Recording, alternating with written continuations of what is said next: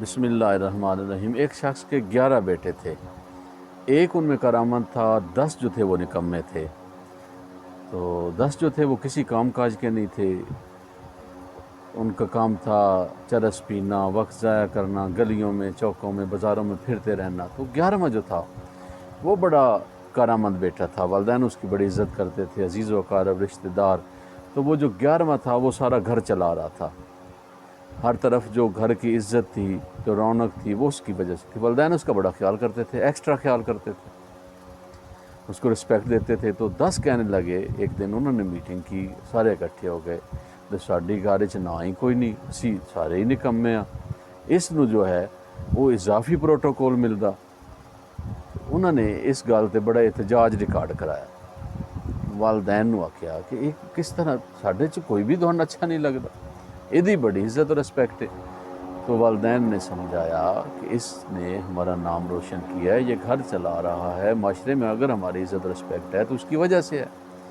تم بھی اس کی عزت کرو، اس سے سیکھو، تم بھی اچھے ہو جاؤ، تم بھی کچھ محنت مزدوری کرو، مشقت کرو، خون پسینہ بہاؤ، تاکہ ہمارا گھر جو ہے وہ مزید اچھا ہو سکے۔ تو وہ تو اس سے مزید حسد کرنے لگے، اور جو 11واں تھا وہ اس کا ایکسٹرا خیال رکھتے تھے کہ بیٹا احتیاط کیا کرو، گاڑی چلانے میں، بائک چلانے میں، دیکھ بھال، اگر تجھے کچھ ہو گیا تو ہمارے گھر کا کیا ہوگا۔ تو ایک دن اس کی لاپرواہی سے وہ ایکسیڈنٹ کر بیٹھا، شدید زخمی ہو گیا، گھر جو تھا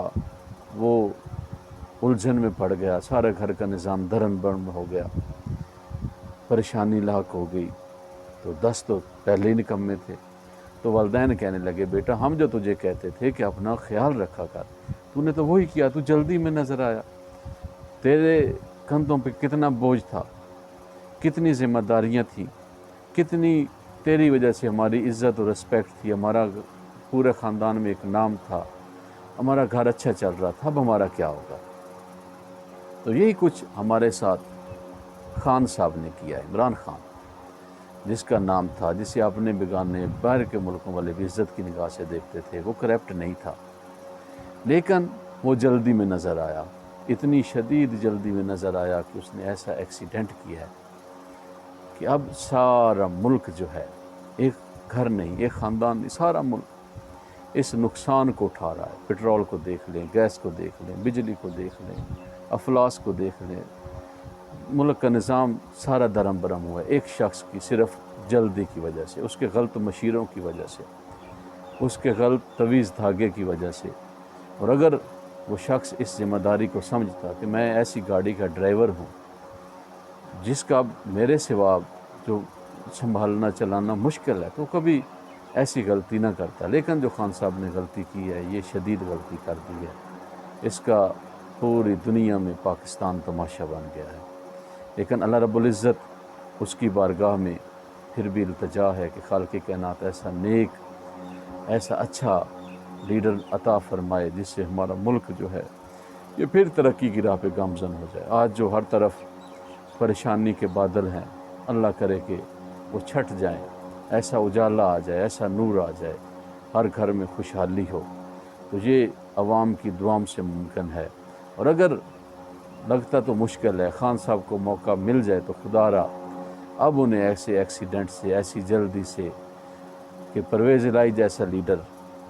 خاندانی لیڈر جس کے بال سفید تھے، وہ اسے کہہ رہا تھا اسمبلیاں نہ توڑ، اسمبلیاں نہ توڑ، اسمبلیاں توڑے گا تو کہیں کا نہیں رہے گا۔ اور جو اس کے بڑے بڑے منہ والے مشیر تھے، اب وہ کہاں ہیں، تو سارے بھاگ گئے ہیں۔ تو اللہ رب العزت جو ہے وہ ناممکن کو ممکن کر سکتے ہیں۔ مجھ سے دعا ہے کہ وہ ہمارے اس ملک میں، اس ملک کے غریب عوام کے لیے، اس میں اب سفید پوش ہو، غریب ہو، امیر ہو، ہر کوئی پریشان ہے، تو اللہ رب العزت اس ملک کا حامی و ناصر اور نیک اور اچھا لیڈر عطا فرمائے۔